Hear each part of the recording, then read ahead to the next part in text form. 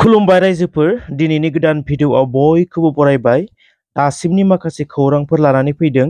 भिडिअखौ जोबजासिम नायलांदो आरो चेनेलआव गोदानै फैदोंब्ला अन्नानै साबस्क्राइब खालामनानै बेल आइकनखौबो अल आव थुनानै लादो।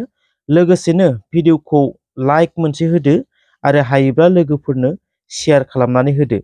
अब्ला दिनैनि सेथि खौरां नोंथांमोननो होनो आखायाव लादों। क'क्राझार जिल्लायाव बार एस'सिएशन बिल्डिंनि मुङाव 5 कौटि रां होगोन बिटिआर सरकारा। क'क्राझार जिल्ला बिजिरसालियाव इनफ्रास्ट्राक्चार डेभेलपमेन्टनि थाखाय 5 कौटि रांजों लुफुंगोन बार एस'सिएशन बिल्डिंखौ।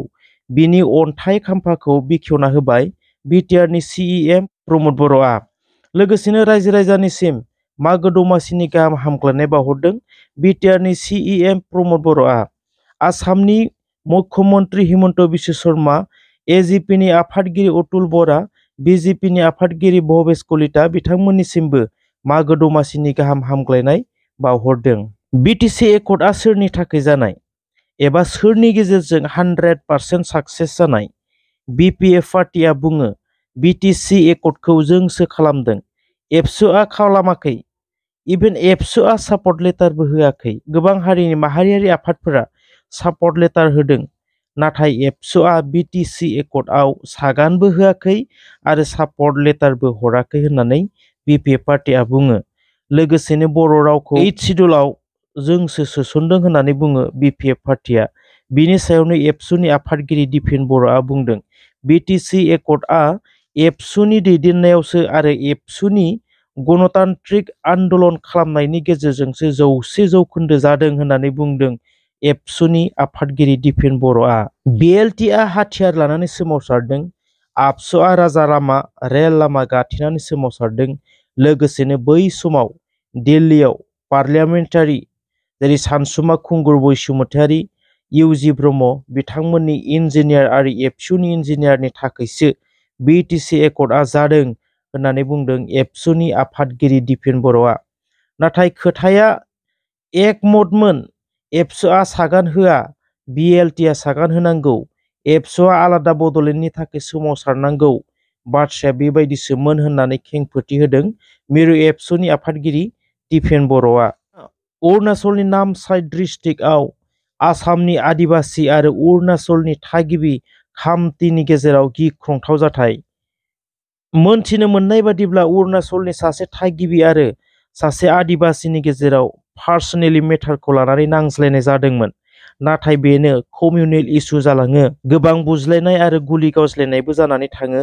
मिथिनाय बादिब्ला खामतिफोरा आदिबासिनि सायाव सिलाइजों गाग्लोबदों आरो गासै 15 जनसो आदिबासिफ्रा गुलि नांजानानै गोबौ हाथियारजों गाग्लोबजानानै गोब्राब जोखोम जादों। बिसोरनि गेजेरावनो सासेया देहा फाहामसालियाव लांनायावनो जिउ गोमानांदों होननानै मिथिनो मोननाय जादों।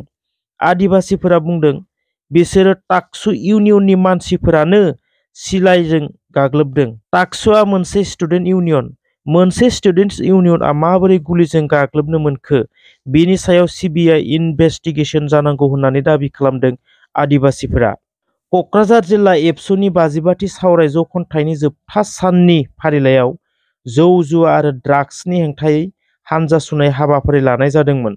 बे हानजा सुनाय हाबाफारियाव आसाम एसेम्ब्लिनि एमएलए लरेन्स इसलारिया बाहागो लानानै बर' हारिनि रायजो राजाखौ खावलायदों जोंनि गेजेराव फेग्रा मुवा ड्राग्स बाहायनायखौ नुयोब्ला माहारियारि आफाद आबसुजों जगाजग खालामनानै होबथानायनि राहाखौ लानांगौ होननानै बुंदों लरेन्स इसलारिया। उदालगुरि जिल्लायाव बिटिआरनि डिपुटि चिफ गबिन्द चन्द्र बसुमतारीया गोख्रोङै सिग्रोमदों।